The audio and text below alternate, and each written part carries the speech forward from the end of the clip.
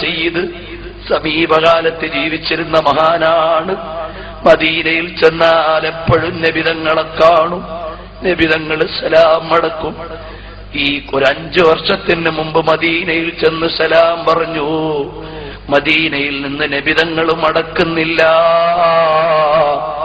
പൊട്ടിക്കരഞ്ഞിട്ട് ചോദിച്ചു, തങ്ങളെ എന്നോട് പിണങ്ങിയോ തങ്ങളെ?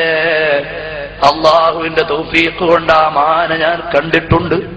പേര് ഞാൻ തൽക്കാലം പറയുന്നില്ല. ബഹുമാനപ്പെട്ടവര് ചോദിച്ചു, തങ്ങളെ തങ്ങൾ പിണങ്ങിയോ? മദീനയിൽ കിടന്നങ്ങ് കരഞ്ഞു, തങ്ങളെ പിണങ്ങല്ലേ നബിയേ, എന്റെ തെറ്റു തിരുത്തിത്തരണം നബിയേ. ഉടനെ മദീനയിൽ നിന്ന് റൗദയിൽ നിന്ന് മറുപടി, അനലർത്തയില വജിഹിംറഅത്തിൻ ഫിത്തിൽഫിസിയൂൻ.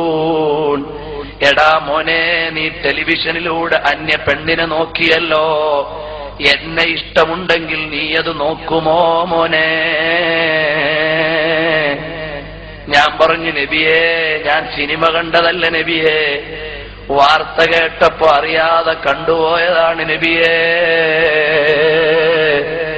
പിണങ്ങല്ലേ നബിയേ, ഇനി മേലിൽ ആവർത്തിക്കില്ല നബിയേ